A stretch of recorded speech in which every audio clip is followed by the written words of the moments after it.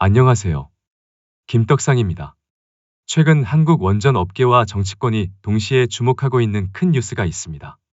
바로 한국수력원자력, 한수원이 미국 웨스팅하우스와 체결한 계약 논란입니다. 올해 1월 양측은 오랫동안 이어져 온 원전 기술과 지식재산권 분쟁을 마무리하고 앞으로는 협력하겠다는 합의를 했습니다. 하지만 계약 내용이 공개되면서 여러 문제가 불거졌습니다.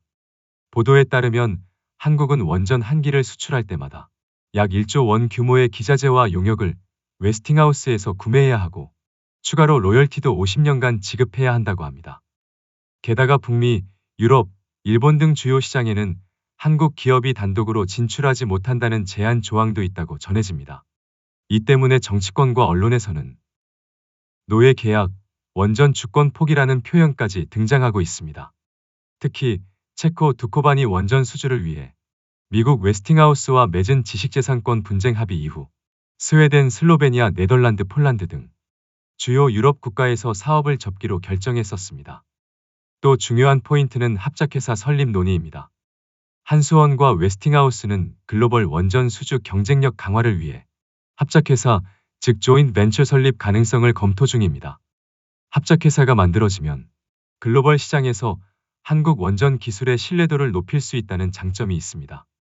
특히 정치적으로 민감한 북미, 유럽 시장에서는 단독 진출보다 안정적인 수주가 가능해집니다. 하지만 단점도 있습니다. 수익을 나눠야 하고 한국 기업이 독자적으로 시장을 개척하기 어려워진다는 점입니다. 즉, 시장 접근성이 높아지지만 이익과 주도권 측면에서는 손해가 될 수도 있다는 겁니다. 정치적 변수도 무시할 수 없습니다. 원전 수주는 윤석열 정부의 대표적인 성과 중 하나였습니다. 이번 웨스팅하우스 계약이 불리하게 진행될 경우 민주당과 현 정부는 이를 정치적으로 문제 삼아 강하게 비판할 가능성이 높습니다. 이미 여당에서는 매국적 합의라는 표현까지 나오며 국정조사와 책임자 문책을 요구하고 있는 상황입니다. 반면 일부에서는 이번 계약을 미국 시장 진출의 교두보로 볼 수도 있습니다. 대통령실은 산업부에 진상조사를 지시했지만 한미 정상회담 직전이라는 외교적 고려로 대응은 신중한 편입니다.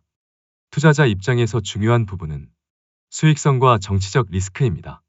과거 아랍에미리트 바라카 원전 수주건을 보면 대규모 수주였지만 낮은 가격으로 계약해 사실상 적자가 발생했습니다. 반면 이번 체코 두코바니 원전 프로젝트는 규모가 180억 달러로 크고 기술 신뢰성과 유지 보수까지 패키지로 묶일 가능성이 있습니다. 따라서 UAE 수주 때보다 수익성은 상대적으로 높을 것으로 예상됩니다. 한미 정상회담 이후 원전주 전망도 눈여겨봐야 합니다. 이번 회담에서 원전 협력이 주요 의제로 논의될 경우 한국 기업들의 글로벌 수주 경쟁력이 높아지고 관련주들의 투자 심리가 강화될 가능성이 큽니다. 두산에너빌리티, 한전기술 등 원전 관련주가 단기 반등을 보일 수 있고 장기적으로는 안정적 운영 유지보수 수익 구조가 형성될 수 있습니다. 하지만 주의할 점도 있습니다. 정치적 공방이 계속되거나 계약에 불리한 조건이 명확해지면 장기적인 불확실성은 여전히 남습니다. 따라서 투자자는 정치적, 경제적, 기술적 변수를 모두 고려해야 합니다. 결론적으로 이번 사안은 단순한 산업 뉴스가 아닙니다. 산업 경쟁력, 투자 수익성, 정치적 변수가 모두 엮여있는 이슈입니다.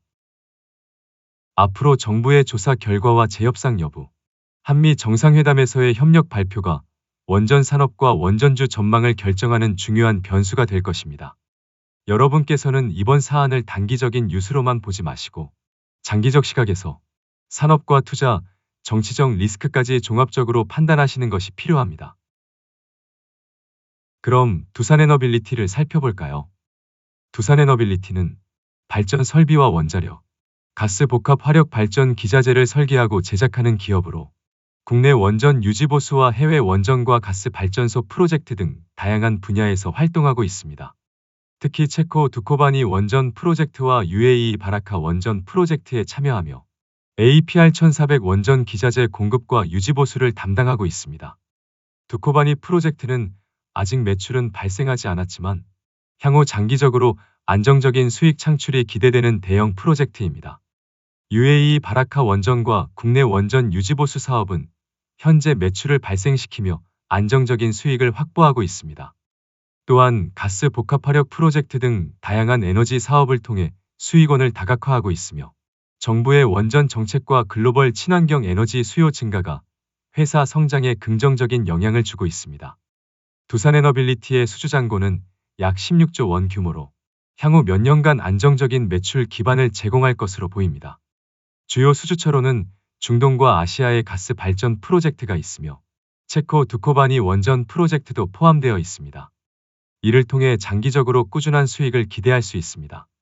향후 전망을 살펴보면 두산에너빌리티는 원전과 가스 발전 사업에서 안정적인 매출을 유지하면서 해외 프로젝트 참여로 성장 모멘텀을 확보하고 있습니다. 단기적으로는 외국인 매도나 정치적 변수 등 시장 리스크가 있을 수 있지만 장기적으로는 수주잔고와 해외 프로젝트가 회사 실적을 지지하는 중요한 기반이 될 것으로 예상됩니다. 종합적으로 두산에너빌리티는 안정적인 수익 구조와 해외 프로젝트 수주를 기반으로 중장기적인 성장 가능성이 높은 에너지 전문 기업이라고 평가할 수 있습니다. 차트를 보면서 얘기해 봅시다. 월봉 차트를 보면 일단 초록색 5선을 찍었네요. 초록색 5선과 이격이 커서 불안했던 심리는 다소 완화가 되었습니다. 그래서 주봉 차트를 보면 이번에 빨간색 20선을 찍었어야 하는데 어떡하죠? 결국 빨간색 20선을 찍어야 할 겁니다. 그래서 애매함도 느껴지네요. 그래서 일봉 차트를 봅시다. 생지랄을 떨고 있죠. 최근 횡보 조정의 박스권 상단에서 급락을 예고하며 매도 의견을 전했었는데 급락 후 빠르게 박스권 하단을 회복하며 전락의 질긴 생명력을 뽐내고 있네요. 글로벌리 전력난이 해소되지 못하기 때문에라도 전락의 질긴 생명력을 가지고 있지만 초단기적으로 봤을 때 이틀에 걸쳐 구름 상단 돌파에는 실패하고 있습니다. 구름 상단 저항은 빨간색 20선의 저항이기도 한데 빨간색 20선이 꺾이고 있어서 이번에 회복하지 못하면 어떡하죠? 다행히 지난밤 파월의 비둘기파적인 연설로 미국 시장이 환호했고 그래서 다음 주 우리 시장의 출발도 좋을 것인데요. 이 타이밍에 강하게 저항 돌파에 성공한다면 매수도 가능한 겁니다. 물론 강도에 따라 단타로 볼 건지 좀 더 욕심을 낼 것인지의 고민은 필요합니다. 분명 주가가 많이 올라온 상태이니까요. 종가 기준 6만원 이탈 시 리스크 관리도 필요하겠습니다. 좋은 분위기가 이어진다면 한미 정상회담 전후가 뉴스에 팔기 좋은 단기 고점이 되지 않을까 싶습니다. 반면 이 좋은 타이밍에도 저항 돌파를 해주지 못한다면 어쩔 수 없이 지루한 조정 흐름은 이어지는 것으로 생각하는 것이 마음 편할 것 같습니다. 신규 매수 입장에서 굳이 작두를 타보자면 그리 수월해 보이진 않습니다. 따라서 단기적으로 베팅하는 무리수보다는 중장기적으로 여유를 두고 긴 시간 매집하겠다는 관점이 맞지 않나 싶습니다. 단기적으로는 다음 거래일에서 시장이 알려줄 겁니다. 분명 난이도가 있으니 앞에서 말한 시나리오에 따라 적절한 대응을 하면 될 것 같습니다. 그럼 여기까지입니다. 감사합니다.